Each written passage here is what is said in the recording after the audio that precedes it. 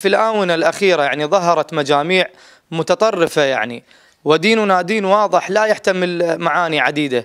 فبلدنا ما عاناه في الأزمات الماضية بسبب هذا التطرف وبسبب ما يسمى بالمدخلية وإلى غيرها. فالدين الذي جاء به النبي عليه الصلاة والسلام دين واضح وصريح لا يحتمل إلى معاني وهجمات تأتي من خارج العراق أو داخل العراق.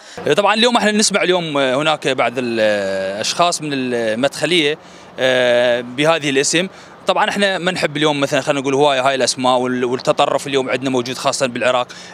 نشوف الناس وين وصلت واحنا بس نبدي والله هاي تطرف وهاي وبعد او اكو مثلا خلينا نقول اجندات او دول اخرى تدعم هاي الناس حتى تخرب البلد. احنا خلينا نتطور، احنا مبين ذاك ديننا القبله مالتنا ذيك جاهي ومبين الاسلام مالتنا. احنا داعش وغير داعش سووا بينا زين، هم يحجون هم بالدين وهاي بعد بسبب ذول الناس والله قمنا نكره كل شيء. فاحنا مبينين احنا مسلمين ونعرف الاسلام ونعرف كل شيء.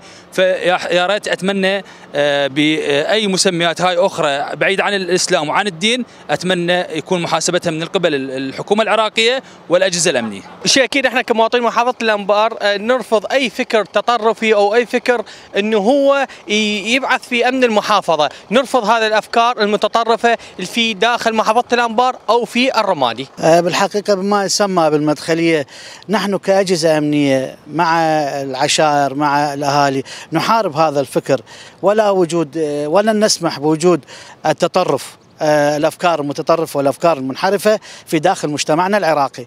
نرى انه خلال لقاءاتنا بالاهالي او العشائر يرفضون قطعا مثل هذه الافكار الدخيله على الشعب العراقي.